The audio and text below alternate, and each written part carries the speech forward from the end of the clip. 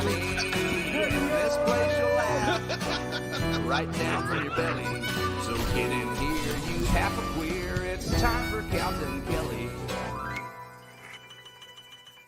That's for you. And this is for you. Hello, ladybugs. Hello, Mush. Hello, my number one best friend. And hello, Big J, you beautiful pink motherfucker. You. How are we tonight? You stop it. Jesus Christ. Man, you really just, both of you guys are just peacocking tonight.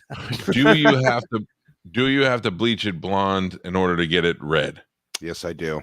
Okay, so in the I had my whole head white at one point because remember when Woodstock came back around, I was reporting for TV, so I thought it'd be cool if I did that to my hair. I have never felt such pain in my life. My whole head was burning because I have really dark hair, so they had to bleach everything, and the bleach just boiled my fucking scalp. I had scabs on my head for months. I hated that shit. I mean, obviously you're used to doing it, and times have changed. Yeah, I was gonna say that seems like. How would that happen? Did you just do it at home? No, I went to a beautician, and it was like 1995, right, or 6 or something like that, maybe 98, and they had to bleach it all down. They had to take it down to white and then bleach it pink. So it was, or whatever afterwards. It was painful. Maybe the things have changed. I remember the only time I've seen somebody freak out from that hair was the Malcolm X movie when they put the relaxer in his hair. Yeah, he had prison dye put in his hair. Conk, I think that's called. A conk, yeah, conk. It's like potato. It's like potato and lye or something. Oh God! By the way, I have to take this off. It's hurting my neck. Oh, I thought you were talking about your head. Oh shit! Yeah, congrats, dude. That's gotta be exciting. Oh, thank you. I'm very excited. Fuck both these. Well, it's gotta be a weird feeling, Bob, because it really shows you completely that it was Tom Brady and not the team. Well, it doesn't do that completely, but yes, it hurts that we could have had another playoff. But you know what? I don't think he wouldn't have went to the Super Bowl this year. He might have went deep. I'm happy that he gets to another Super Bowl. Cements. Go fuck yourself. He's the GOAT, the best football player of all time, not quarterback player. And Montana can go suck his own pecker.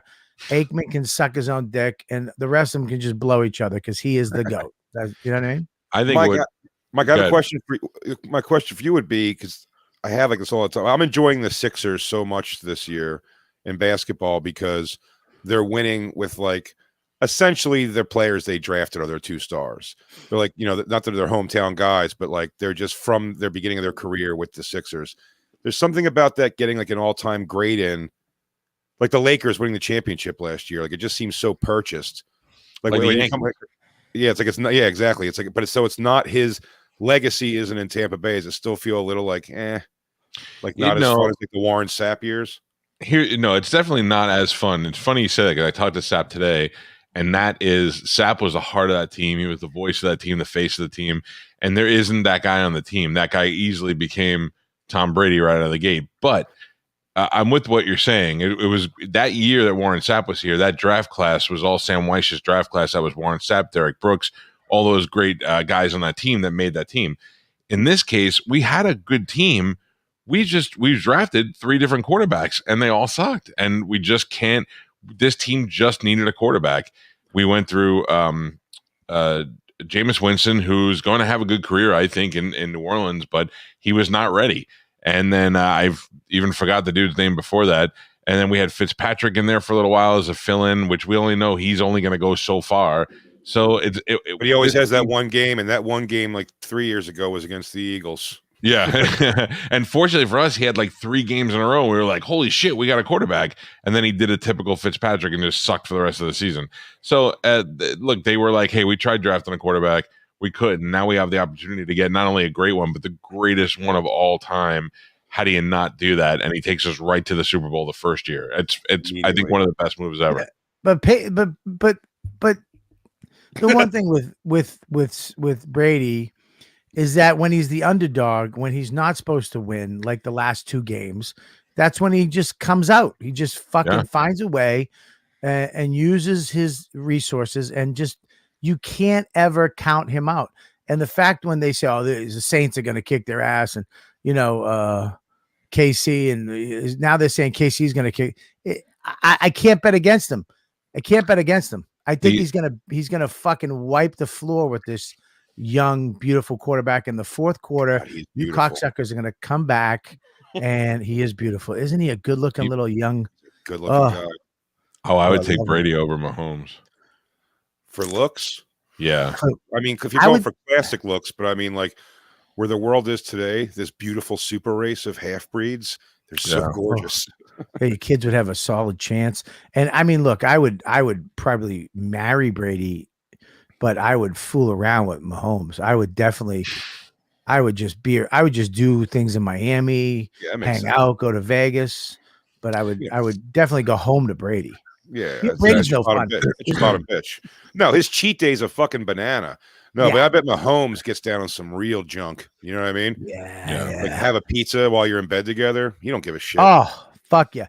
Yeah, eat some ice cream. He don't give a shit. He's He got a don't young give a man's shit. metabolism. Yeah, I mean Brady, what are you gonna do? You're gonna take a walk or a hike. You're gonna go on vacation, but you're gonna have fruit every morning and fucking salads in the afternoon. And he's gonna, hey, let's go throw the ball. I thought we'd just But stay in bed today. But I bet he suggests things like, "Why don't we both read in the same room Oh. together?" Oh, Like, yeah, look at that. Yeah, Mahomes is a good-looking fella. It's not even a good picture of Yeah. either of them. No, and they still look good. Yeah. They really do. I was, it's funny. Warren Sapp, and he was on the TV show I was on for a couple episodes, or at least one, Z-Rock, in like 2008 or 9. And he gave me his number, and he was always telling me, is before I was on the road that much though, and he was always like, "Come to Tampa." He goes, "We got the strip club hookah," and I bet that would have been just such a fun hang. By the time I got to Tampa, I texted him, and it was one of those like, you could tell he gave somebody his number, but he wasn't quite sure exactly. But I did give him the whole like, "Hey, it's Jay Oakerson. We did a TV show. It was this date. You played this character. I was this guy." Let me make you Those are feel the better. worst. I've been friends with him for 25 years. I'll send him a text. Hey, dude, what are you doing Friday? And I won't hear back for an hour. And when I do, he just writes, huh? Like I dialed the wrong number. And then I'm like, forget it. And then the next day he's like, what's up, baby? Call me tomorrow. Let's hang out. I'm coming to town. Like he's bipolar. It's Dude, weird. I did that. There's nothing worse than meeting somebody famous and them going, "Hey, call me," and then you have that number. I did it with Chuck Zito. I love Chuck Zito. We've had so many little situations together. And then I saw him at the Bon Jovi concert when Gabby took me and Max. And I was like, "Hey, Chuck." And he's like, "Hey, what's up there? What's up there, Bubba? What's up there?" And I was talking, "Remember me? Yeah. What's going on? All right. Yeah. All right there, Bubba." And then I go, "Hey, dude, I'd love to have you." And of course, me, because I suck. I was like, "Dude, I do this thing live from the shed." Bubba. All right, cool, Bubba. Yeah. And I should have just picked up on the vibe. I wind up calling him like 3 days later. "Hello." And he's mad at something.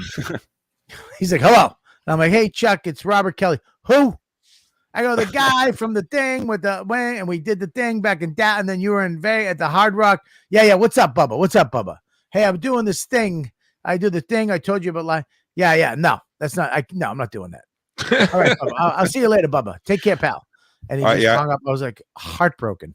I've had a bunch. I was on tour with Korn, and then afterwards, I had to just take notice of the fact that our text thread with the lead singer was a lot of blue, very little, and it was a lot of blue. And even on the few returns, it was like cool, neat, just one more thing. I learned that. But also, don't you do it yourself too? Like I take so many numbers down, or I give somebody my number and they text you like their name, but you never save them as a contact. So especially when they text you a lot, but it's over the course of years and you don't respond much. And that's great when they just hit you up like, "I see you're coming to town. You want to hang out?" And you're like, "Is this a hot chick or some dude who wants to smoke pot?" And then I have to scroll backwards through a zillion. Figure out who it is. Yeah, and then it's always like, it's some guy, Tom from Indiana. Chuck Zito is good. You can mind fuck Chuck Zito because I did the Charlie Sheen tour when it was here and Chuck was with him. And then like 2 weeks later, I was in LA and I ran into Chuck Zito and you just got to know how to talk to him. It was in the whiskey and I walked up and I go, "Hey, Baba." He goes, "Hey, Baba." I had no fucking, I know he had no idea what it was, but I spoke his language. So he knew how to, he's like, this fucking guy must know me somehow. And all my friends are like, "How the fuck do you know Chuckzito?" I go, "Oh, that's cool." When I did a go ahead, Bobby. Sorry, go ahead. No, I've been confused for Norton a couple times in life. When I had what's his name? The guy who directed Iron Man, Jon Favreau. Yeah. Jon Favreau came up to me at a festival and was telling me how much of a fan he was of mine.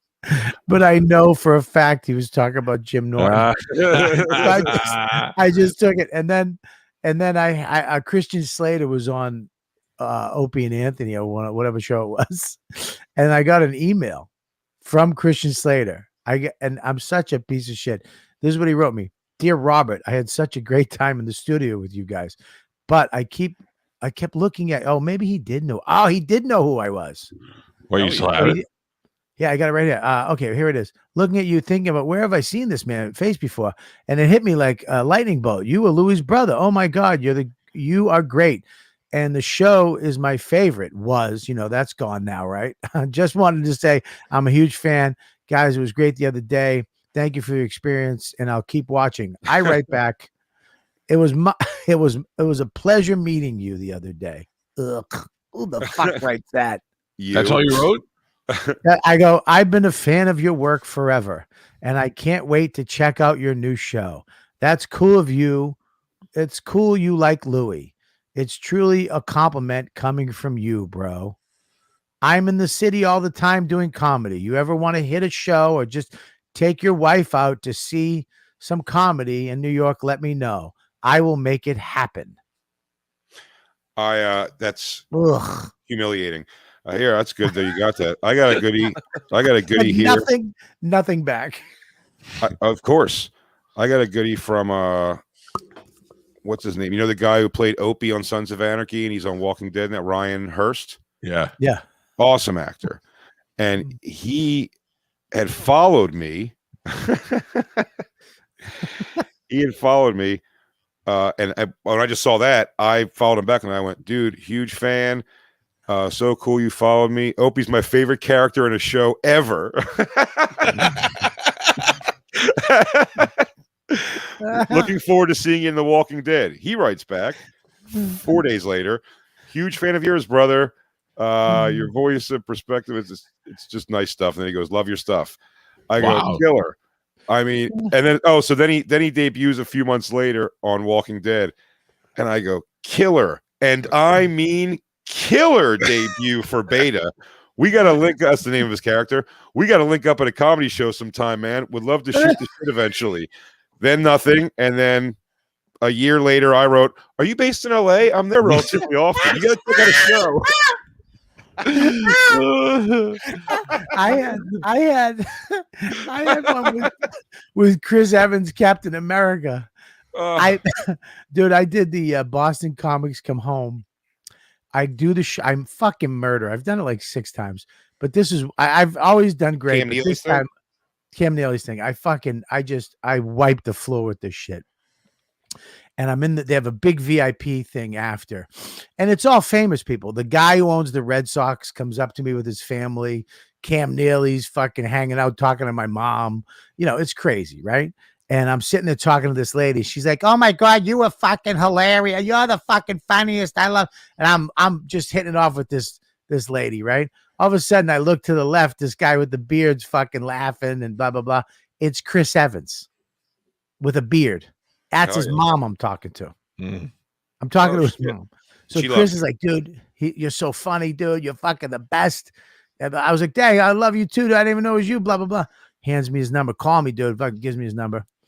I'm like, what the fuck? I leave that night. I go back to the bar at the hotel. Serpico's there with his family. Everybody's there. And I go, "Chris Evans, should I text him?" They're like, "Don't text him." I'm like, "Yeah, but he gave me his number. I'm a fucking grown man. He's a grown man. Why wouldn't I? I just want to text him. Hey, nice meeting you tonight. Blah, blah, blah." Like, do not wait a couple days. They gave me the fucking, Right. And I'm like, fuck. And I was like, I can't. You ironically are getting ready to do the Jon Favreau move from Swingers. I wrote 5 times. I wrote "nice meeting." I forgot to put you. I hit send and I went, no. And they were all laughing. I was like, fuck, he never responded to the You know, we nice would have memes. fixed that if you just would have sent a separate text, all lowercase, the word "you" with an asterisk. Well, this is what fixed it. I'm on a podcast, I think 8 months later with Andrew Schultz on YKWd. I tell him the story. He goes, take your phone out right now. I go, no. He goes, take your phone out. Right. You're an asshole. I go, are you fucking nuts? He goes, right. Fuck you. You're an asshole. And I go, ugh. He goes, just do it. So I write, fuck you, asshole. Right. To Chris Evans. To Chris Evans. I hit send. He goes, wait. I'm panicking now. I'm like, what the fuck? 20 minutes in, he goes, right back. Sorry, wrong number. How you doing? I write, sorry, wrong number. How you doing? Immediately. Good, man. Just hanging out. Good to hear from you. I'm filming Avengers down in Atlanta. Right. He's filming Avengers. Gets When back. he texts me back. Isn't He that texts huge? me back. But later that night, I fucked it up again. I went home and I sent him another text. And he's never Never again. responded to me. I saw him, and then I tripled down. Last year at Comics Come Home, the year before when we did it, 2019. Again, I fucking murder. I see his mom walking out with him, and they want nothing to do with me. I'm like, hey. I grabbed them. I go, hey guys, and I go, dude, funny story. I go, remember the first time you gave me the note? I told the whole fucking story. And dude, I panicked. I just went through the I go, then he sent the thing. And then I was like, dude, dude, you never called me back. He's like, all right, man, I'll see you later. Wow. And he fucking left. My heart sunk. Have I ever told on this show my story of the drummer from Slipknot? No. Or the band Slipknot? Because it's a little wordy, but it's a good story of someone not caring about something like that. So 16 years ago, Craig Gass takes me backstage to Pledge of Allegiance tour. It's Slipknot and a bunch of other bands. I'd always just go in the back with him. He always had backstage stuff, but not really with the bands. We were just kind of it was a roadie or something like that at the time. And so we get in there, and Craig goes, I have to go to the bathroom. Can you just wait here and just, stay out of everybody's way and stuff? I'm like, sure. So I'm standing in this hallway, just waiting. By chance, also in this hallway is Max Weinberg from Conan and E Street Band. And Max Weinberg's, his son, who's a little boy, is wearing full Slipknot gear. Like he's wearing it like he's a big fan of the band. And the lead singer of Slipknot comes out, and he goes, Max Weinberg, pleasure to meet you. And he's like, oh, this is nice to meet you too. This is my son. He's your biggest fan. The kid's wearing a mask, the whole thing. And they meet, and I just happened to be there for that moment. So many years later, I go on tour with Korn and Slipknot at one point. But after that, when Korn was coming through town one night, however many years ago this was, 6 years ago, 5-6 years ago, they come through Philly, and me and Christine go down to the show, me and my girlfriend, and we're sitting with the drummer from Korn watching Slipknot perform, and they go, Slipknot had fired their original drummer because of drug problems and stuff. So they had a studio musician playing with them, and the drummer from Korn goes, man, they really got to sign this drummer. He's so good. He's such an amazing drummer. They really have to sign him. And I was like, I don't care who it is or anything. And he goes, yeah, it's Max Weinberg's kid. So that full circle thing. So I always thought that was such a great story, just as is. And I'm like, oh man, I told him I was. So cut a couple years later, I've had this story. Me and Christine go, we have backstage passes, but we're just watching from out front this Chicago Open Air Festival, a big rock festival they have in Chicago. And at one point we said to go to the bathroom, or Christine does, and we go backstage. I see one person backstage only. It's Jay Weinberg, Max Weinberg's son. And I go to Christine, I go, this is unreal. This story is going to blow his mind. And I start walking up towards him. As I get close, a couple intercepts, and they get him for a while. Yeah. And they're telling him something or talking to him. They know him maybe. Whatever it is, it's long enough that I am awkwardly looming now. I'm looming. And Christine, knowing how great the story is, she's trying to go, let's just go. Just miss the window. And I'm like, no. This is worth it. When he hears this, it's going to really, you'll see. and I wait awkwardly, and then he knows I'm waiting there to talk to him, but even when those couple walks away, he starts walking. So I start walking sort of next to him. I go, Jay Weinberg, right? And he goes, yeah. I think I even stupidly say, Max Weinberg's son. But he goes, he's like, yeah, man, for sure. I was like, dude, I go, I got this crazy story to tell you. So while we're walking, I tell him this diatribe. And I go, and then the drummer from Korn says, that's Max Weinberg's kid. And he goes, oh, cool, man. Just and he never broke stride and just kept walking, and he didn't care. And Christine called it, I think. She goes, yeah, he's Max Weinberg's kid. He probably figured he'd be wherever he needed to be. Like, he's not blown away that he's in Slipknot. He's like, yeah, Max Weinberg's kid. Yeah. But man, I gave that. What a drawn out thing. And then I had a set on Late Night with Jimmy Fallon that I involved the Roots in, the band. The set got pulled. The episode of Jimmy Fallon's removed from the history of NBC because of the joke I told. Why? And, you were there, but when we watched it, Michael Vick is a Michael Vick joke. Well, I said that if Michael, what was the thing with the Roots first? What did you do with the Roots? it was all in the same joke. I just like called him. I was like, I'm from Philly, so I'm a big Eagles fan. They went nuts. Then I was like, that's right, Roots. And I was like, just like, you know, they were just like having like a back and forth for a second. And then I told the Michael Vick joke, and it's going. So I thought that might be memorable across the board somewhere.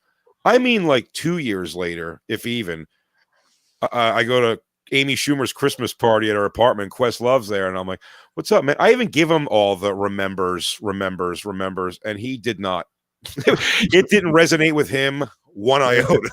I walked up, dude. I've met him a bunch of times at Amy's parties and shit like that, and I walked up to him. He was outside the cellar when I booked that Dennis Leary gig when I had to be a drummer. Now, mind you, the show gets picked up. I got to learn to play the fucking drums, you know, in a month at this point, you know, and I see him out front. I've talked to him. We know each other. I go up to one of my favorite drummers. I walk up. I go, hey, man, dude, I got this show on FX. I play a drummer. I think he thought I was asking him for lessons. I thought you were about to. He goes, hey man, 10,000 hours, buddy. 10,000 hours. I go, yeah, I got a fucking month. I got 30 days. I don't have 10,000 hours. I mean, I'm just asking. And he wound up giving me, he goes, just learn to play the songs.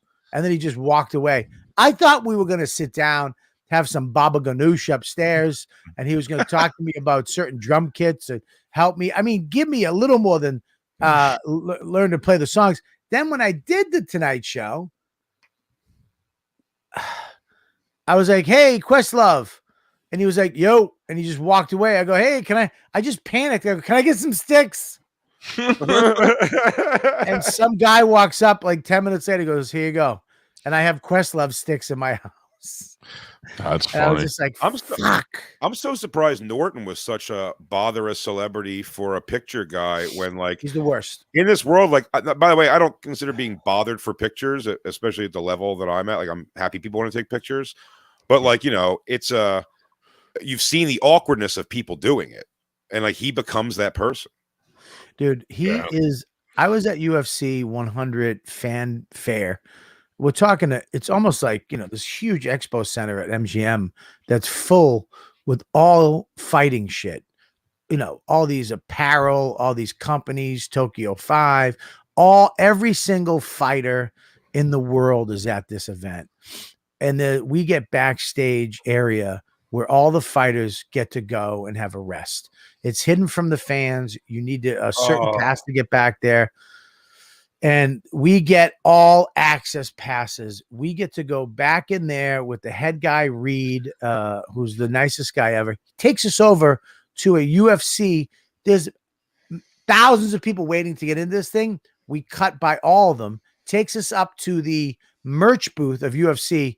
Get whatever you want, guys. We literally got duffel bags and threw shit into duffel bags. Then we go to all this fanfare shit. And then we go... He's doing Chip Chipperson shit. Okay, walking around. It's mind-boggling. Then we go backstage, and he's just sitting there going, who's that guy? Who's that? I'm like, well, that's the He's the UFC. He's the champ, middleweight champ. And he walks up, and I have to be his guy. So I have to walk up. I have to be the picture guy because I don't give a fuck about photos. Really, I don't care. But I walk up and go, "Hey, this is Jim Norton. Can you get a picture with you?" With everybody. And some of these guys, are hungry and they are fucking fighters. Yeah. They don't get little sarcastic quips. They're like, "What?" You say something like, "Hey, what?" No. I just want to get a photo with the little guy. Thank God he looks like a fucking cancer patient. They feel like they're doing something, but he pissed off. Won those passes. Dude, he pissed off Vanderlei Silva so bad. It was hilarious. And Vanderlei goes, I'm eating. And he goes, okay. And he just stood over his shoulder behind him, waiting for him to finish his food. As soon as he put the last bite in, he walked up and he goes, can you sign these gloves? Son of a bitch, dude. That's crazy. I went on tour with all those bands. Like, how come you don't have a bunch of pictures with the bands? I'm like, because I feel like they would always remember me as like a cunt. Even though it's not how I feel about people when they do that. I'm like, it's just a guy like you're trying to glom nonstop to be like, hey, look, we had lunch at the same table. And hey, look, it feels so Mike's gone. It's just me and you. It's the Kelly and fucking Big J show. Let's do it. This is the test still run. It's still almost 1,000 pounds of funny. We don't have to change the logo that much. No. Yeah, I'm no good around famous people, dude. I'm just not good. I'm not good. And I should probably take more pictures than I have, just even for memories of some fun shit. But I mean, like, I don't know, man. Asking people for pictures is so. Again, if I'm in line for a thing, that's what it is. You know what I mean? Like I said with fans of mine, like I'm happy to take a zillion. I feel bad when they seem awkward asking, but like just the other side of it, I just feel like a hand job asking. I can't wait in line for anything like that. It's just not in me. I did it once. I did it for Marilyn Manson's book when I was younger. Shit out of me. Sorry. I thought there was Calta. I was like, what the fuck? No. Calta's power went out. He just texted us. Oh, really? Fuck me. Is he still alive? He's alive, but his power is dead. You sure he's not being robbed right now? He's having a shootout? Was that crazy noise? There was like a weird noise happening. That was his shit getting fucked up, probably. I don't know. Is yours not Ken from the chat fucking making things right? Just shooting it down. What are you drinking, Bobby? Oh, this is a bubbly baby. What? Oh, just like seltzer. Yeah, seltzer. Yeah, I don't. You know me. I'm a fucking dude. I'm telling you right now. I think I found a new career path I want to go down. And what is it? It's this right here. I think I'm actually getting into this sport. I want to go to it. I'm really into it. I watch it every day, and I would like to maybe try it someday. I'm stalling for mush. Play it. Steady getting strong, every tired. I'ma let it be just a little. Keep it keep strong, heavy metal. I don't make a sound when I strike. You better just run for your life. What?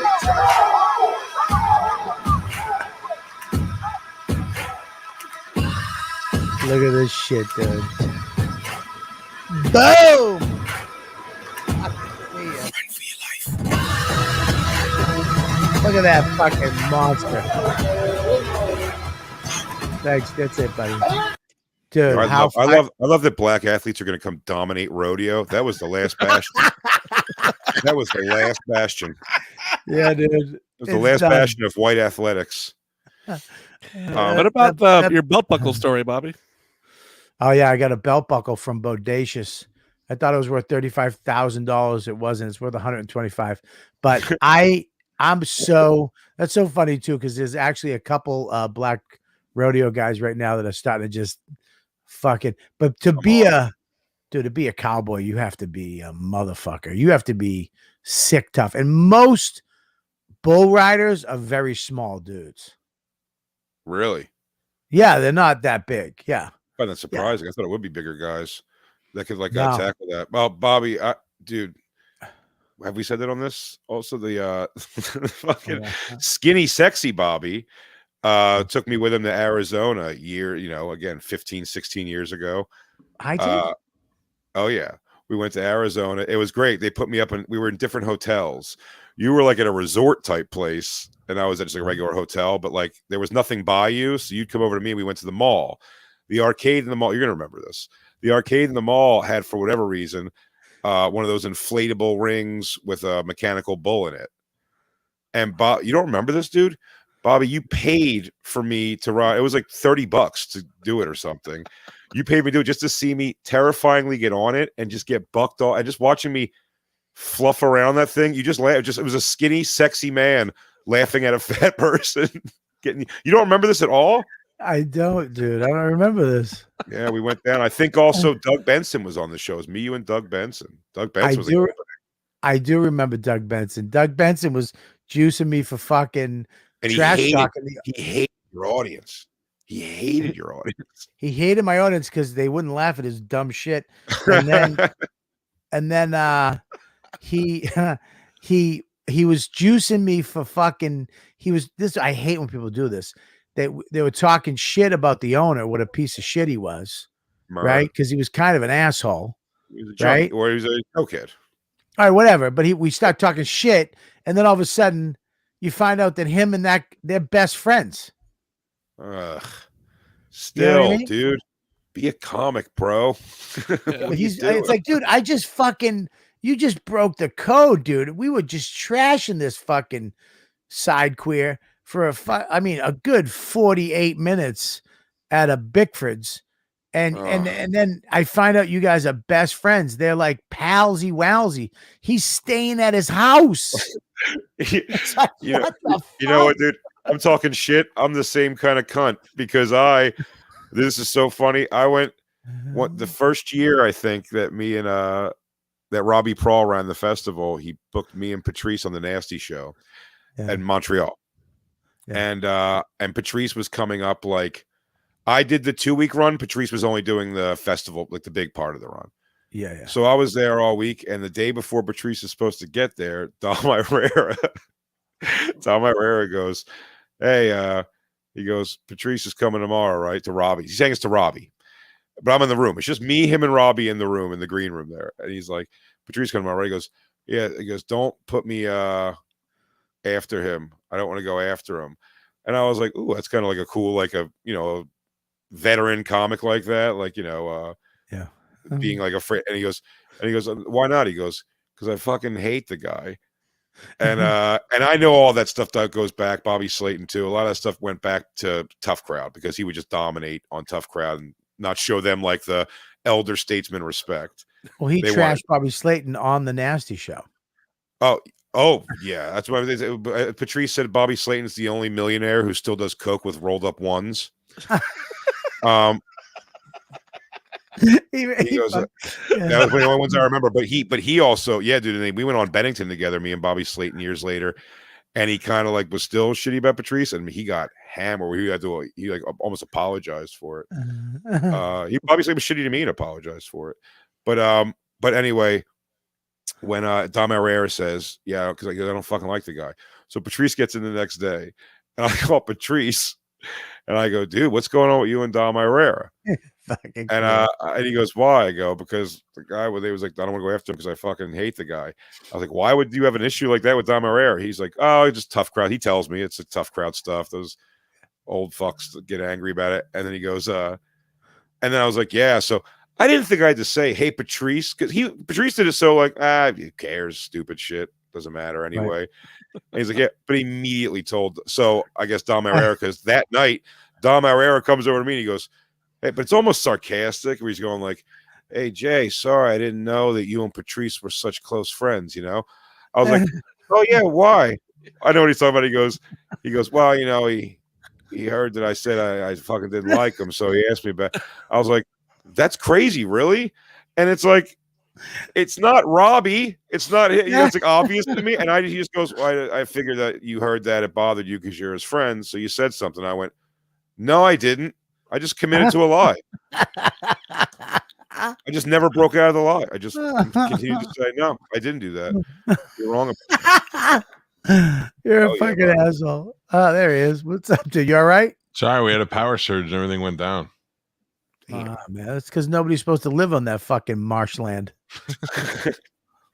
That's so funny. I don't think I could possibly find it, but I've got a good. I have a good. It might be in Facebook messages. I don't know, but like, that I sent a stoned love letter to Andrew Dice Clay years ago.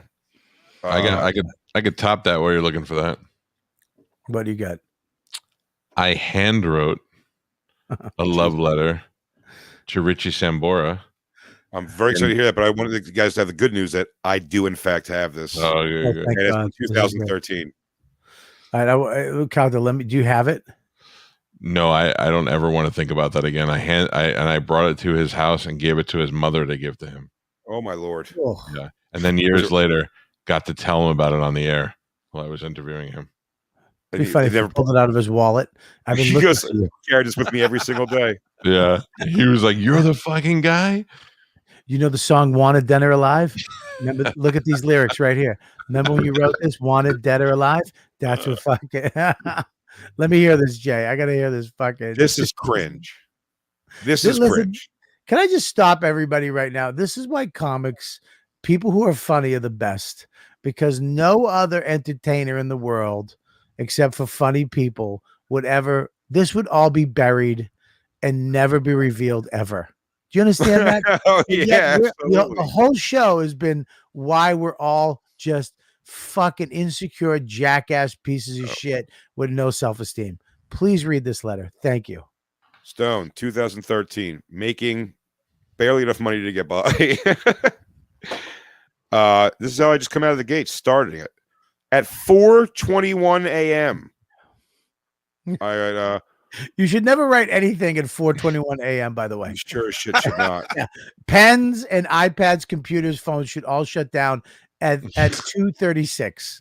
By the way, we're currently still, it tells me here, not friends on Facebook. So I start. We should be working together. ... Ask Norton, Artie, Eleanor, and to tell about me.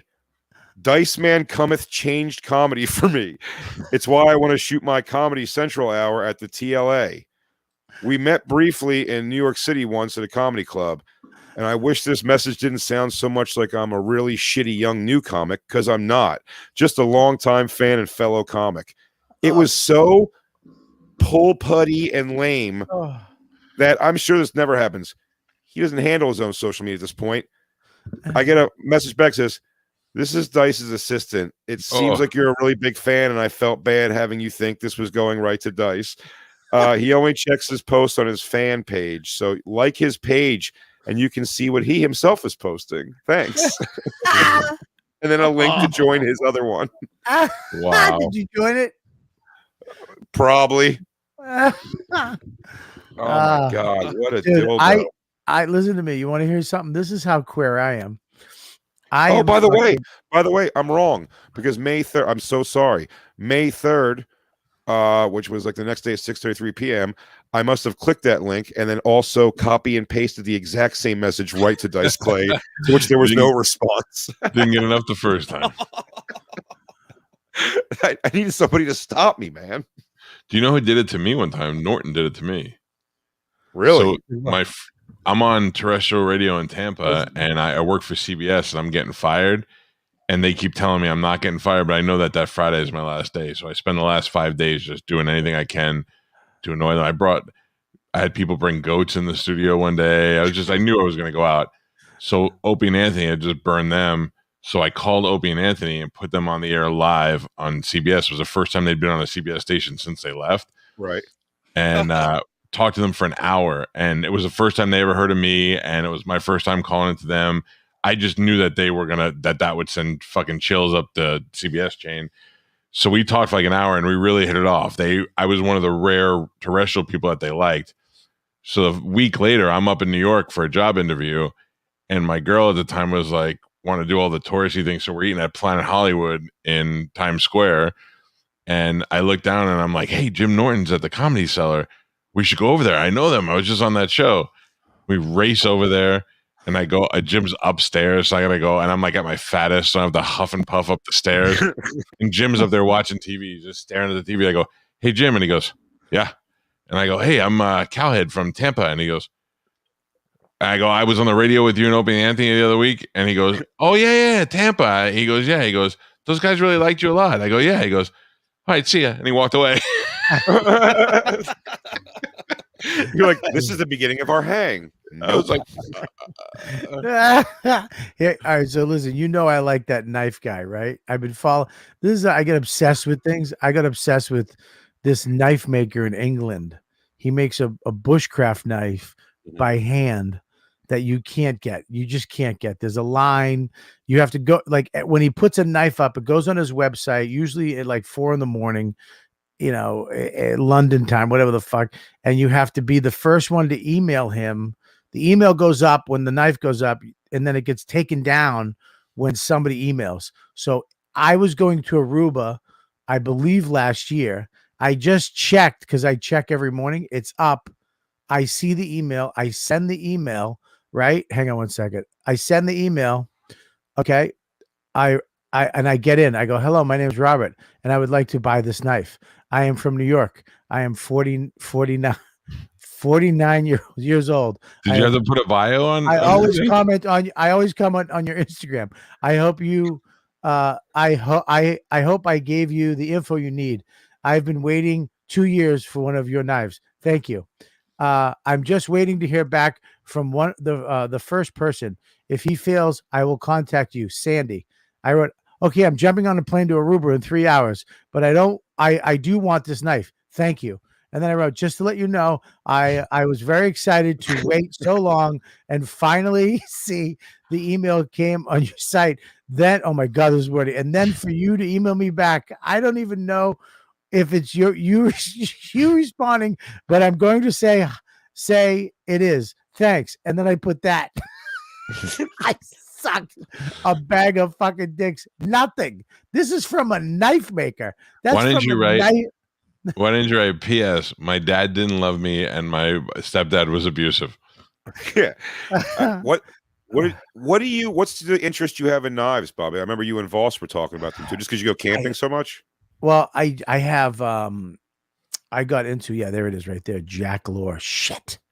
That knife right there, these knives are a certain type of knife, a woodlawn knife, for bushcrafting. It does certain stuff. It's the way they make it, but these guys make it. I like shit made by hand. I don't like factory made things. But do you like it for the do you like the aesthetics of it, like having it up or owning it, or do you like have like something you want to do with it? Well, I bring it camping, so you can do a bunch of shit with that knife. But from that guy, that knife will be worth money in, probably 10 years. That might worth triple the money, even if you use it. Oh yeah. Well, you got to take care of it. But you use that knife, it will never fail you. It will always. The only knife handmade. I mean, this guy. It's like owning a samurai sword.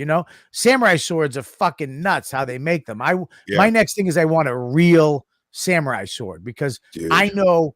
If you get in the full, like big, huge flippy pants with the big cummerbund, dude, that'd be great. That is good. Good call, Melissa. Learn how to forge, Bobby. Get into forging.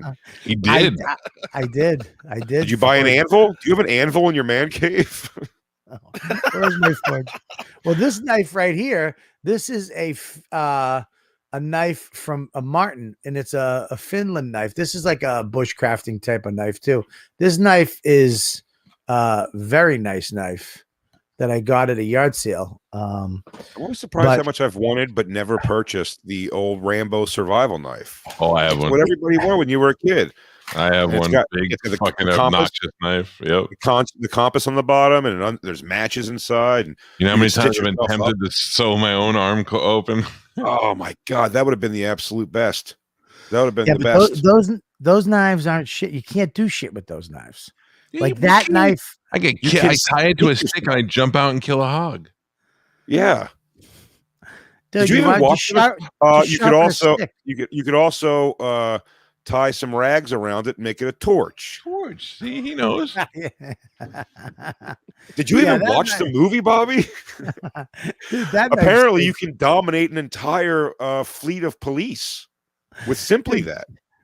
If you fall with that knife on your hip, it's gonna go right through your fucking quadricep. Yeah, for sure. Yeah, I watched First Blood the other night. It was on HBO. You forget that fucking movie. Those cops. So there was like a small police force, and the rest of them were volunteer policemen, like weekend warriors. He sprays at them with the M60, and they all hit the ground. Like he goes, "Go in there, go and get him." And he goes, "Listen, I ain't going in there." He goes, "I got to be back at the factory this weekend. I'm a part timer." Yeah. One of them's like, Jeanette's already busted my chops that I came here today. And they fire a rocket launcher at him. Yeah, that movie. You know what's funny? Howard Stern had Sylvester Stallone on years ago, and he said that originally the movie First Blood was like his first few cuts of it were awful, and it wouldn't have done as well as it did. What made it a great movie was, he said, they cut like 90% of Rambo's lines because his character was written much more, he said, as like protester. Like a Schwarzenegger, like little puns, like what do you do? I let him go. You know what I mean? Hey, hang around, like all those lines when you're killing people. And he said he took all those out. However, there is one scene, if you just watched this, Mike, that because I just watched it 2 weeks ago on HBO, and I forgot, being so dark, mysterious, and tough the entire movie, when he jumps in to carjack the guy in the army truck, he goes, he holds a knife to him, he goes, drive, and he goes, don't look at me, look at the road, that's how accidents happen. He has like a little quirky line there, like, out of nowhere, it comes out of nowhere. Yeah, it's like, the softer side of John Jay. Yeah. By the way, in my high school freshman yearbook, when you got to go to take pictures for the yearbook, you would go up to a piece of paper and write down you were number 3 in line, what your name is, so I could print it, and all my things say John J. Rambo. John J. Rambo. Those stories got particularly weirder. So Michael Rappaport was on my show, and he was in Copland with Stallone, and and Stallone did it to him. He goes, you see Stallone, you're like, holy shit, Rocky, and all these things, and he goes, and he's exactly what you want him to be. He's telling you Rocky stories, and he's giving you all the behind the scenes shit. He goes, he was the best. I would talk to him every day, and he would tell me stories. And I go, oh, that's awesome. He goes, yeah. He goes, then like 3 years later, I saw him in LA, and I was like, hey, Sly, Copland. He's like, yeah, okay. And he walked away from him. He wouldn't talk to him. It was like we never did a movie together. I suck around. I just can't be around famous. I did that around, what's his name? The Butler guy. What's that? The action hero Butler. Mr. Belvedere? No, not Brett Butler. Gerard Butler. Gerard Butler. Brett Butler. He was at the fucking, whatchamacallit, the Laugh Factory in LA. And he came in, and this is after 300, right? So I'm like, fucking, I'm Spot. I mean, I'm excited to see this guy. And he walks in, and Dane is on stage, and he's like, hey, I guess he came to see Dane. That was at Dane's peak too, right? And he's like, hey, where's Dane? I go, oh, you're gonna go, and I don't know why I did this. I went, oh, you're gonna go see Dane. You want to go watch Dane? I don't know why I did that. He goes, oh, let's go see Dane. And then he just looked at me and he goes, okay, is he in here? And I was like, yeah, he's right through there. Go watch Dane. I don't know why. I thought he was and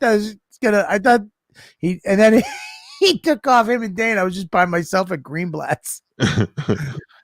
Fucking idiot. When I was first started coming and hanging at the Cellar with like Keith and everything, once in a while I'd bring up a comic from Philly, and I was doing the black circuit in Philly pretty much, so like I'd bring some of the comics up with me, just take a ride up to New York and hang around while I tried to get on the Boston late night or something, and we'd go hang at the Cellar. It was the time that Seinfeld was doing Comedian, the documentary. Yeah. So he was there all the time. And I remember even telling this guy, Dorian Noel, he's like a big, good in shape black dude, good looking black dude that came up with me. And he did not understand how the New York scene worked at that moment, like the mainstream circuit. He thought I was bringing him up there and we were going to go on stage everywhere. And I was like, no, you just got to like hang and just like be around and like shoot the shit. Like we'll do these open mics and then we'll go be here. I might be able to get on this club because I've been hanging out here, but then we'll go to the cellar. And I was just in a frustrated mood all night. And this guy, I'm walking with him. We go over to the cellar. I'm like, but you're a huge Seinfeld fan, dude. I think he's going to be at the cellar tonight. And we go over there. And we're standing outside, and when Jerry Seinfeld walks by, just kind of nodding hello to everybody, whatever, and he just felt the need to say something, this kid, and he just goes, "Looking diesel, Jerry." It's a weird thing. I'm sure that Jerry didn't even know what the slang meant. You know what I mean? It was just such a weird look, and he was like just looking at his face like sink, like, why did I do that? I might have went straight to a fucking bridge that night and just jumped off the bridge. Man. Yeah, saying the line to somebody, like saying the line to him. I remember when fucking De Niro was at the cellar. He was watching comics, and I had to go up. I was so fucking terrified and excited. I was getting I'm like, I'm gonna fucking kill. I'm gonna go up, and I remember. I went on stage as I was going up. They just introduced me. As I'm going up, I just see him walking out. He stayed for the whole show, but as soon as he saw me get up, he's like, I'm out. Let's go. And they were there to see comics. Like something about my energy or something about my look made him go, we're good. Let's go. You know who's great at ingratiating themselves to celebrities when they come in? Black comics. They're fucking fantastic. Gerard Butler, you speak about him. I mean, by the time he walked out of the cellar, him and Godfrey were like leaving together one time. And Artie Fuqua, they're just good at like getting in with them. Sherrod. I mean, dude, Sherrod. I mean, Jesus Christ.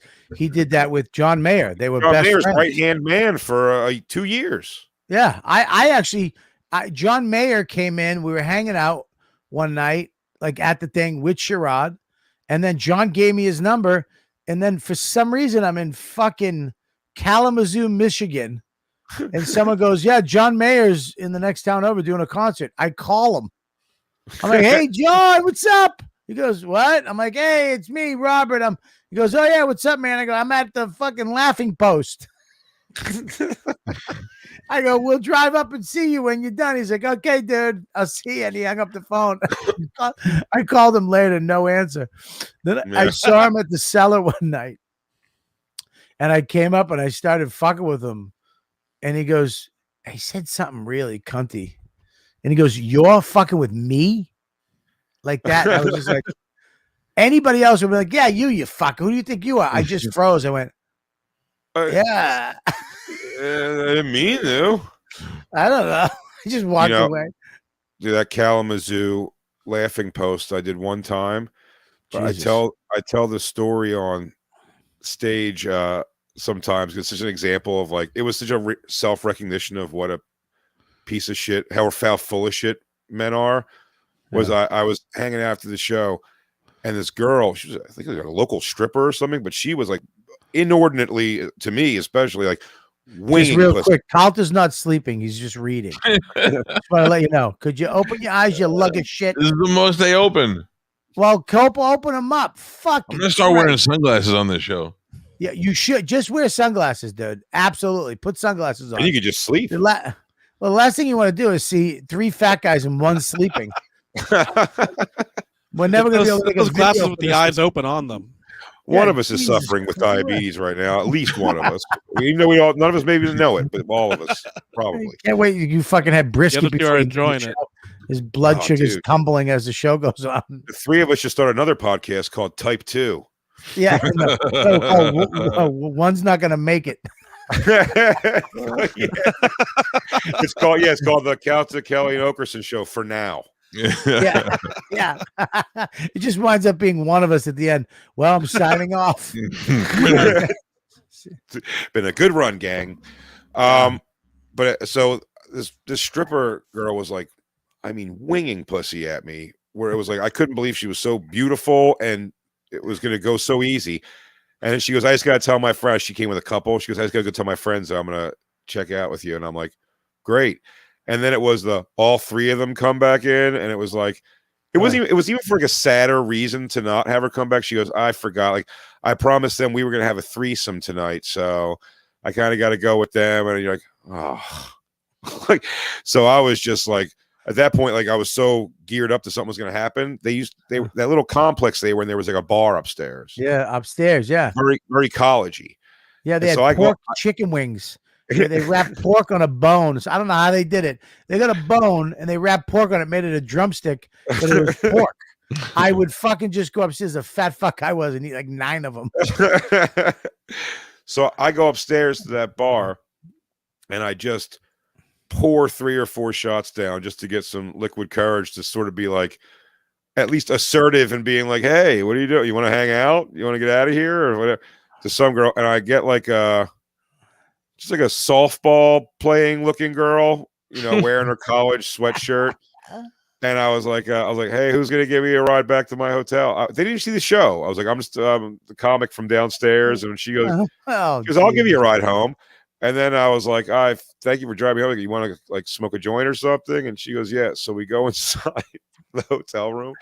And I'm trying to lay little hints of like, so should we fuck around or something kind of thing?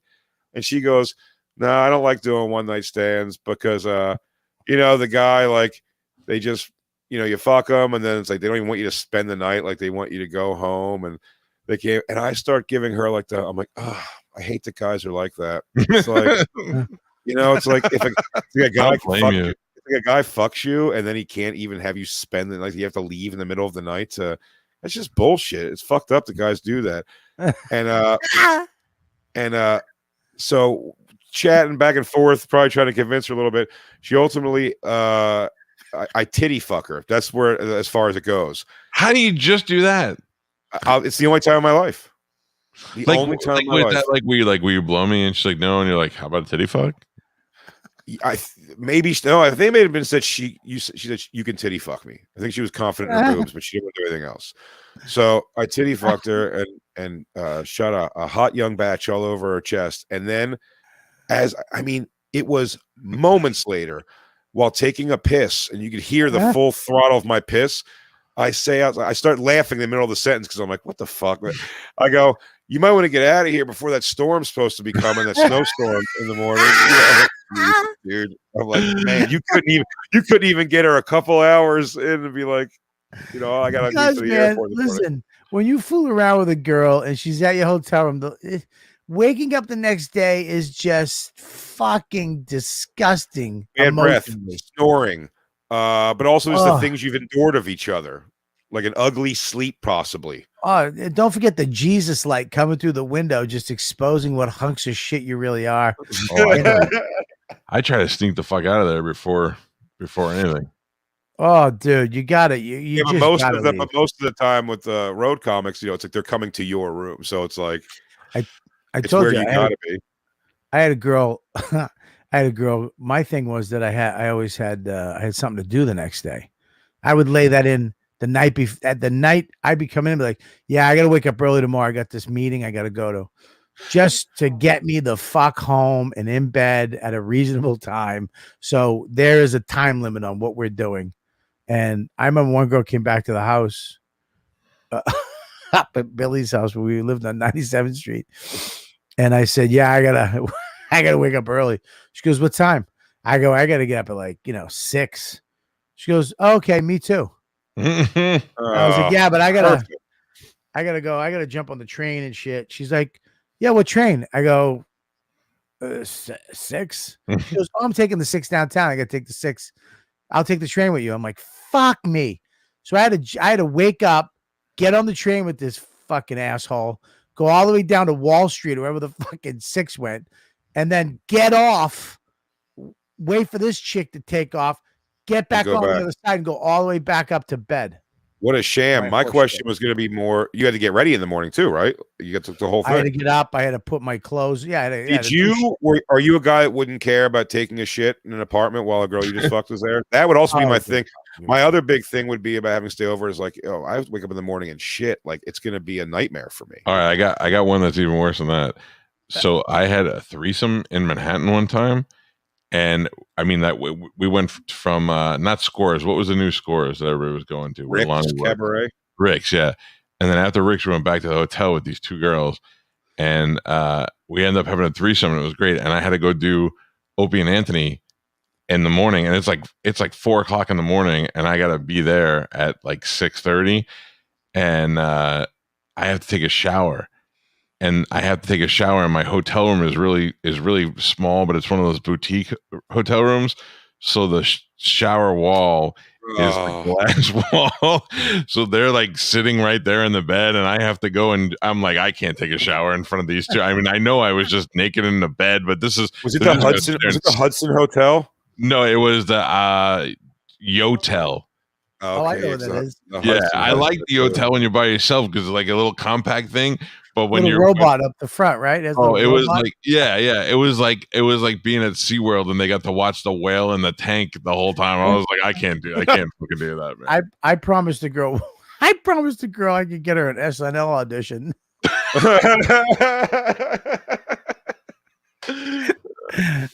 I was up in Monterey. A Planet Gemini. It was a downtown Monterey, and these two Italian, quote, mafia dudes. They pretended they were like mafia guys, but the thing is, they both had wigs. So when I got the gig, the kid was like, "Dude, don't stare at their hair. You can't look at their hair, okay? So when they're talking to you, look in their eyes or look down. Don't look at their hair." So I showed up. They had wigs, but they had wigs from the 80s. Like they had the same exact wig. It was like parted, feathered, and it had a little tail in the back. So first thing I did was I'm just staring at their hair. And then I did these. Darren, the Darren Carter, the party starter, was opening for me. A fucking nightmare. Because he went out and B-boxed and fucking he got the crowd fucking smoking. And then there's me party going starter. Up. Pissed the pants. A party started, and this girl came back to the hotel. They put me in a motel, and she came back, and she only came back because she wanted to talk about improv. Because I talked about, I was in an improv group. She was like, "Yeah, I write sketches and blah blah blah." And I remember she had my dick in her hand, and she looked up and she was like, "You think you can get me an audition?" I go, "I know Jay Moore. Yeah, he's with my same management. I mean, I don't know if I can get you on the show, but I can probably hook up a connection." She went, "Okay." Why did she eat it like a push pop? That's what my dick is. Oh my God. Hey, Soda's got COVID? Yeah, he's on the tail end now, I think. But yeah, he's doing all right. Yeah, he's doing good. He's fine. He has more like it's like a shitty cold. So when are you going back to Bonfire? What's going on? Well, we're hoping to have official news next week on when we can start, but we're going to be starting really soon. But what it looks like, we're going to be starting really soon, within a week and a half. What's the holdup? Money?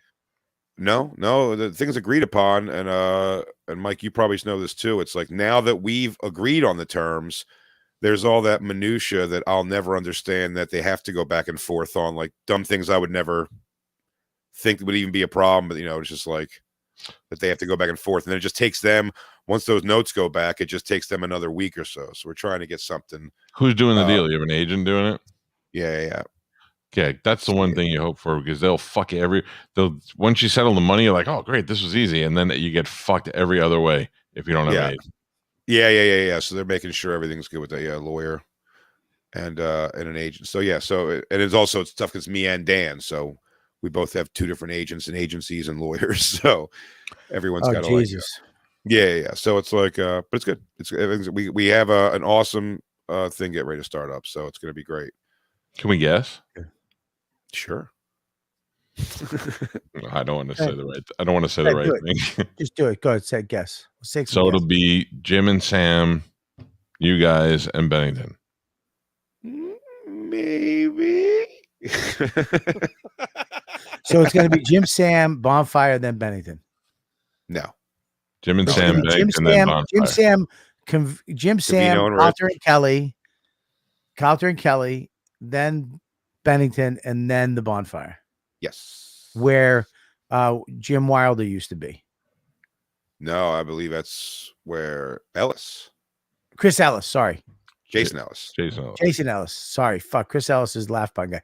Jason Ellis. I like Jason Ellis. He's awesome. Yeah, he's great. He's got it, but his podcast is kicking it now, right? Yeah, he looked very happy. No, I know, it's so funny. We found out like that he'd gotten fired from Sirius, but I'm still not even sure why he got fired for. And then like 2 weeks, yeah, exactly. It's like 2 weeks later. 2 weeks later, our contract ends, and it's like, that's you guys. Listen. Might not read good. Right? Might not read good. Listen, it doesn't. Yeah, he got fired, and all of a sudden, your show ends, and then you take his slot. Well, we cost 7,000 times less. People don't know that you guys were doing that shit for free pizza and $50 when you started, right? I mean, we were doing it for. You were getting the pizza. Dan was getting $50. Dan got the $50. Yeah, he never wanted the pizza. What an idiot! When you guys get in there and you get pretty solid and everybody's happy, let them know nobody likes Covino and Rich. Is that true? I don't know. Don't do it out of the gate. Just wait till you get. Yeah, you can't do that now. You gotta keep it tight now. But nice guys, shitty show. I mean, we had beefs in Sirius already. I mean, John Fugelsang fucking went to HR about us more than once. No way. For what? Oh yeah, just for like it's like for job security. I feel like he doesn't understand like radio in a way of like, or entertaining radio, I guess, because it was like a simple, probably like a trope even of a thing. He was in the studio before us, and we'd come in and we would always say like he just whatever reason knew of Dan more than me, and like he would just be very friendly to Dan, and just like I would just say that he would just kind of be like dismissive of me.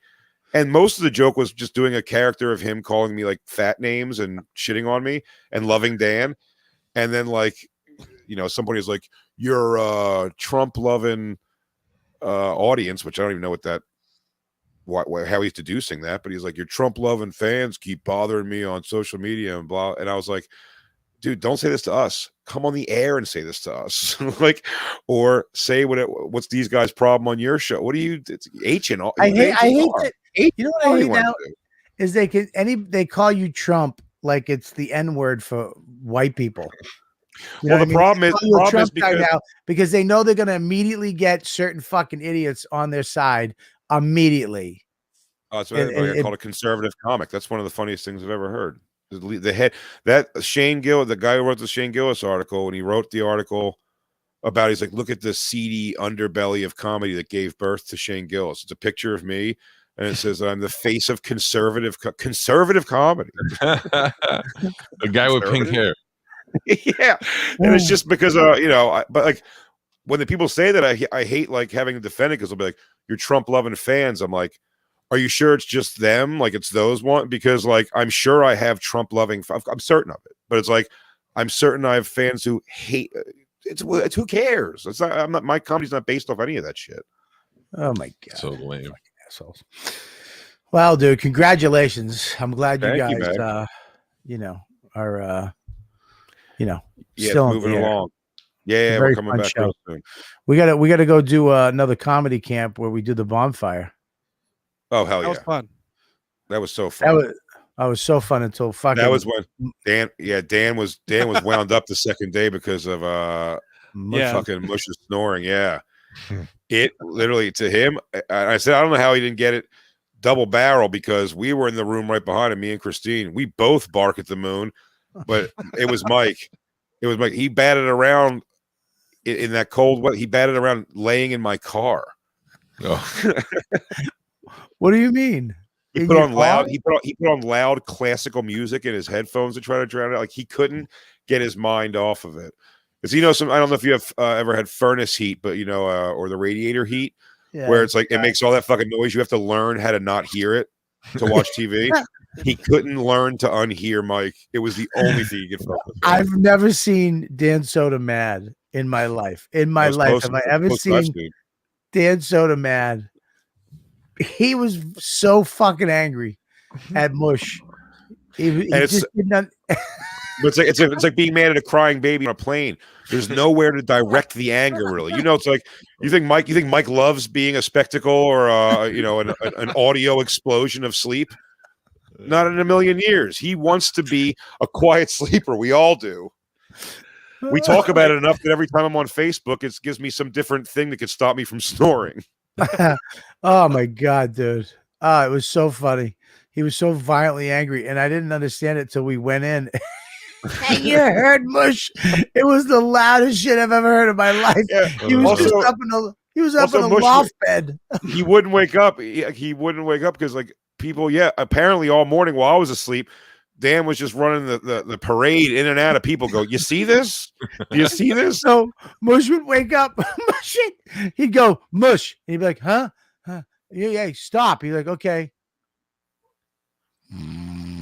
He would wake up and immediately start snoring again because Mush was so exhausted from being out in the wilderness for 2 days. I do that to my poor wife. She goes, Mike, I go, what? And she goes, snoring loud. And I go, okay, just let me lay here for 2 minutes. Immediately. I've done it. I found out from my daughter that I would do that in movies. The immediate snore when you fall asleep is humiliating.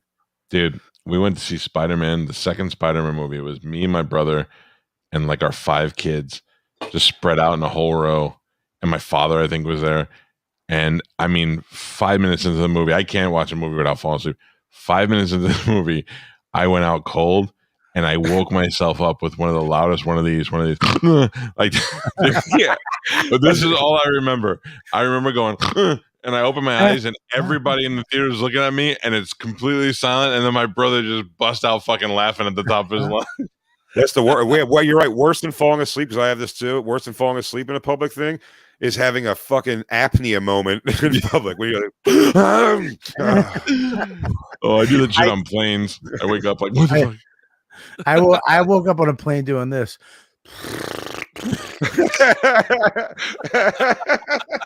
Because my nose shut down, so I was just going.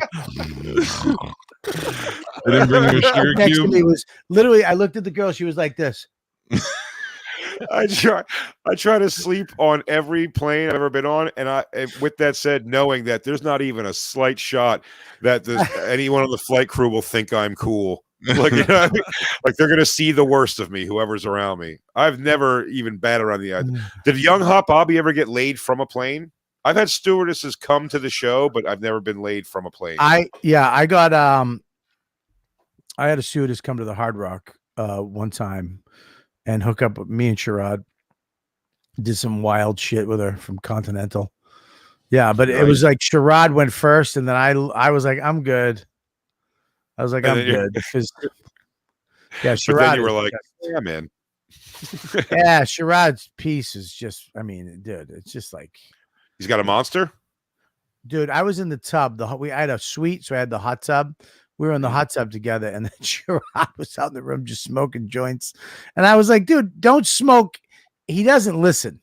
It's like, don't smoke in my room, dude. I don't smoke weed. I don't want my fucking room. I've been sober for years. I don't want weed smell in my. Yeah, you're good. It's just like, what does I'm good? You're good, man. You're good, player. And he just so I'm in the hot tub. Me and this girl, she's smoking hot too, flight attendant. And all of a sudden, we were playing around. I was being cute. You know what I mean? I think we kissed a little bit. I was being romantic. All of a sudden, this guy walks in. I mean, dude, it was fine. It was like this fucking long, just hanging between. And he walked in like I wasn't. We both went, and I had to say to him, I was just like, Sherrod, I'm going to look at your dick for a couple minutes because I've never seen anything like it. Yeah, Kev used to do that. Kev used to do that. Kev used to pull out way early in a situation. You go, well, now I can't. Yeah, no, I can't. Yeah, dude. I can't. Dude. What he was 5'3" doing with a 10-inch hog. I can't. Yeah. I can't. Yeah, dude. He probably had a 10-incher, 9.5. I look to him. I look like I'm 10 foot tall with a 5.3 inch hog. Yeah, dude. I was doing all my techniques to make it bigger. I was just pushing my balls back. Lay down, spread your legs wide, dude. You get 2 fingers and get to your bush fat and just stretch it down. Crank the heat up so your balls really drop. You want them away from the body and loose as much as possible. That's a biggie. Wow. Me and Dave Smith one time got a girl and pulled her from fucking Denny's or Dave and Buster's next to that Pittsburgh, that Homestead Improv. Yeah. We just went there and we picked up this waitress. She's like came over to smoke weed with us, and I wanted to call Patrice. Patrice was still alive here. I wanted to call Patrice to tell him I was so proud. I just like just conversationally got this girl to just think it was like the coolest idea to get butt naked in the room. Do you know what I mean? I was just like, yeah, who cares? Like, you got a great body. We'd love to see it. We're out of town. Nothing, you know, who are we going to tell that you're just smoking weed naked and blah, blah, blah. So she gets naked. And then it seems like she wants to like fuck around. She goes over to the bed. So Dave, who's far handsomer and significantly in better shape than me, I sent him to do like the pre-work. I'm like, hey, you guys start making out, fucking around. I'm gonna go smoke a cigarette on the balcony right here. I can kind of peek in at what's going on, then I'll jump in when everything's like everything's going a little bit. He's like your sous chef. Yes, my prep. He's prep cook. He's doing your prep cook. Yeah. But he's also got a way bigger hog. But at least I think I did the chatting enough that I'm in, you know? Right. And so Dave's, they're making out like on the bed and like she's like super into it. And she's laying, if you could picture Dave's kind of beside her, sitting on the edge of the bed, making out with her. She's laying on her back and her knees are bent. So the bottom of her feet are planted on the bed and her knees are bent and closed. And then this poor girl, all she sees is like, I don't even know why I said this. I like slither onto the bed and spread her legs open, and she sees my dumb fat face just go, and I quote, "Mind if I join the party?" And she goes, "I'm not comfortable." And I went, "I'm not comfortable." And I got up and I left the room in socks.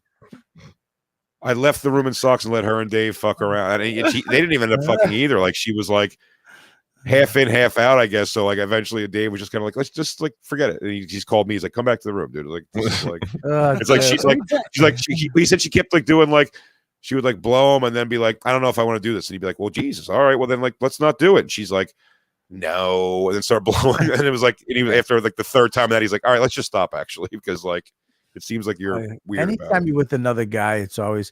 I remember even that thing with Sherrod. The girl was like, are over on that. I think my days are over.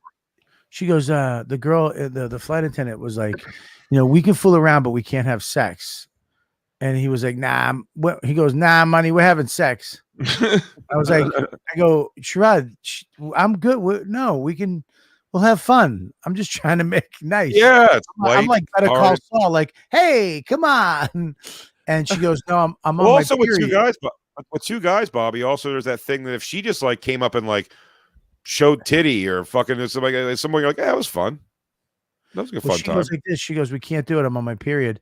Yeah. And she points to her. She had a little string coming out of her underwear, which almost made me throw up. Yeah. Sherrod literally went like this. It's hanging down. He went like this. Boom, and tugged it out and threw it on my wall. He goes, you good? I went, yeah. I was like, I mean, it was just it looked like art on my wall, on my wallpaper in my room, just a dot of red and then just a trail. It was fucking. Threesomes are okay if the other guy is like your dude, like he's your boy. Like Pete and I we meet like two girls, and he'd be like, I'm bringing these two girls over. I'm like, okay, cool. And then I'd start flirting with the one girl and make out with her, and Pete would go, hey, wrong one. And I'd go, all right, cool. And I just jumped in. Like nobody ever got mad at anything. You just got to be cool with the other guy. I'm like, whatever. No, I did stuff with buddies and girls like when I was like, yeah, I'm just saying now, I think of like a single, it's probably age and everything too, but like as a single guy now, like if a girl was like, hey, I'll fuck you and your friend, I'd more just be like, just go fuck my friend. Fuck my friend, yeah. Yeah, like, no, fuck my friend. Right. Anybody else like, yeah, I just like don't feel like, I don't know. It's just not a story I'll be able to tell 1,000 places. It's like, so even if it's like funny or anything, I'm just like, I'd rather just not. I'll wait till it's like. And with Sherrod, there's going to be blood anyway. So there will be blood. The Sherrod. All right, well, listen. Anybody ever get hit by friendly fire? No, but I don't think I'd lose my shit depending on where it is. No, it hits lip. It hits lip. It's a problem. Pete hit me in the forearm one time, and it fucking felt like lava. And like it was 25 years ago, and I could still feel it right now. Like I feel like it burned through my skin. Like I knew exactly what it was. I immediately got like a spatter of lava on my arm, and I was like, "You motherfucker!" Yeah, that's why when guys do double penetration, and the one guy on the bottom is just gonna get his nuts dripped on, It's Yeah. like, dude, I'm not fucking doing that. No, you for go sure. over there, I go Different over ends. there, and then we Different switch. ends. Different ends, Yeah. man. I ain't doing. Bit roast. Yeah, yeah, exactly. There's Let no me way. let me tell you one funny story for you. So my buddy, we have this girl, she's a friend of a friend. Anyway, we had a bet. She was so ugly. She had a good body, but she was so ugly. We had a bet. The first one to fuck her had to pay the other guys $100. So we were all trying to avoid fucking her. So finally, my buddy Frankie's in the living room with her, and we're like, all right, they're gonna fuck. Frankie deserves it, whatever. So Pete goes to bed in his bedroom. I go to my bedroom, and Frankie's in the living room with this girl. And when Pete and I are both doing morning radio, so we got to go to bed kind of early. So like 11 o'clock, I wake up to pee, and I still hear Frankie talking on the bed. I'm like, is he not closing this deal already with the ugly girl? So I go out there, and I start talking to her. In 5 minutes, I got her to take her clothes off. She's totally naked. And then I'm like, come on, let's go in my room. So now me and Frankie, who was like my best friend from New York, we're all in this queen size bed together. And I'm like, well, fuck it. We'll turn it into a threesome. We'll get it moving. And I have a digital camera, but this is like the 90s. So at the time the camera was like this big and you had to put a disc in it. So she's like, now I got her. She's ugly as fuck. And she's like, I used to work at Hooters and I almost was in Playboy one time. And I'm like, well, let's pose it out. Let's take some pictures. So I started taking a couple of pictures of her on the camera, and each disc only held like fucking 4 pictures. So now I end up fucking her, and Frankie ends up like snuggling with her and shit. And the next morning I go to work, and it's all the guys in the office are there like 4:30 in the morning. I go, hey, look at this. I go, guess who finally broke down and fucked ugly Pam? And they were like, really? I go, yeah. So I put the picture, the disc in, and there she is, all fucking posed out like the guy from Hannibal Lecter movie. And I look in the back and I see something, and I blow it up, and then I blow it up. And if you look behind the door, you can see Pete poking around the door. You see his nose, and then you look down and you see his belly sticking out fucking around the corner. Watch the whole fucking thing. Didn't say a word. Cocksucker. Oh, shit. All right, well, Jay, listen, man. It's good to see you. Good to talk to you again. Thanks for coming on. Thank you for having me, man. I love you, buddy. That was an hour and a half. Wow. Yeah, dude, that flew by just yapping. Hell yeah. So I'm going to become a bull rider. I apologize for making you ride a bull. I don't remember that. I electrocuted Mush too when I first met him at a mall. I put those electric massage things. Oh yeah. I put like 2 pairs on him. I go, what happens if you turn them all the way up?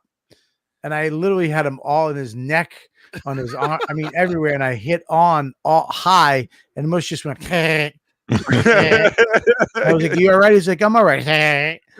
Mush, do you have that poster? Yeah, we got a caricature of ourselves doing that afterwards. Oh, and I still have it. It's in the garage. Oh God, dude! I just think ordered Mush that might from be. Amazon. I think Mush might be featuring for me in San Antonio soon. Yes. Oh, yeah. March. Yeah, there you go. There you go. Cutie. They're probably gonna have to ask you because everyone's asking for that week. So you'll probably have to tell them. But you're a wanted commodity, Big J. So you're gonna hook Mush up. Yeah, absolutely. Oh, there you go. You got just send that video to the owner. You fucking weirdo. Did you see? He just snuck that in, dude. You're probably gonna have to request because there's a lot of people. Jay, number, give him a ring. You know, it would be hilarious if you didn't. And you that would be hilarious. If I just show up, force shit off. Mike, good luck on Sunday, buddy. It's gotta be exciting. It's very exciting. I can't wait. I mean, everybody. I think I'll be in Tampa soon too. Good. Oh, good. Can't wait. Ladybugs, everybody watching on YouTube, go to patreon.com/Robert Kelly. You can watch this live, unedited, and be in the chat with all the other Ladybugs. Bing, right there. And also Friday show. Tomorrow we have Shuli from the Howard Stern Show. Used to be on the Howard Stern Show, by the way. Yeah. No longer on the Howard Stern Show. Will be on tomorrow's show, which is patreon.com/Robert Kelly only. And of course, the Jerk Up Party on Saturday night where we hang out with all the fans, the Ladybugs, which is awesome. Jay, you should join us one night if you're around at 11 o'clock on a Saturday. We open the Zoom up for all the fans, come in and hang out and shoot the shit and bust balls and tell stories. A bunch of lovely people. Shane came on for a little bit this last Saturday. Oh, that's great. And then there we go. What else? We got, of course, the YouTube page where you're watching this, and subscribe, like, and comment. And also do all that shit with our social media. Calta and Kelly, we got Big J Oakerson. The Bonfire is coming back. Of course, Legion of Skanks. And what else? Didn't you have another one too? SDR show. I do it, Ralph. Yeah, same one. Also on SDR. Gas Digital. Yep. SDR show. Yep. And then we also do Six and Jump. Me, Ari Shafir, and Soder watching episodes 21 Jump Street. You do a lot of staying busy. Staying busy, baby. And I love you so much, kid. And love you too, man. Thank you guys.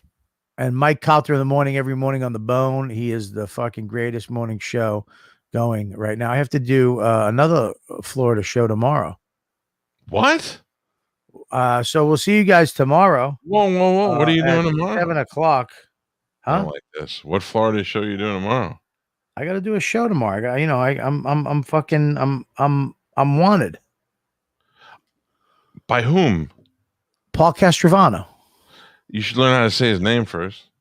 What'd I say? It's Paul Castronovo. I mean, that's what I said. Castronovo. You said Castrovano. I'm sorry, Castronovo. I'm tired. Yeah, I got to put an end to that. Yeah, Castro. No, I love him. He's my favorite. I know, but I can't have that. I can't be sharing you in the state. You're not. What do you mean sharing me? I'm going on his show tomorrow. He's a friend of mine. All right. Jay, what's that face? Nothing. I just don't like hearing Daddy and Daddy fight. All right, I'm just sad. You would be our son if we did fuck. If I could come and he could shoot Paul. a baby out. I love Paul. I was just kidding. I do. I love him too. So we'll see you guys tomorrow. Mush Mike V. Suarez will be opening for middling, featuring whatever the fuck these queers call it, for Big J in San Antonio. You guys are the best fans in the world. We'll see you tomorrow night. Take care.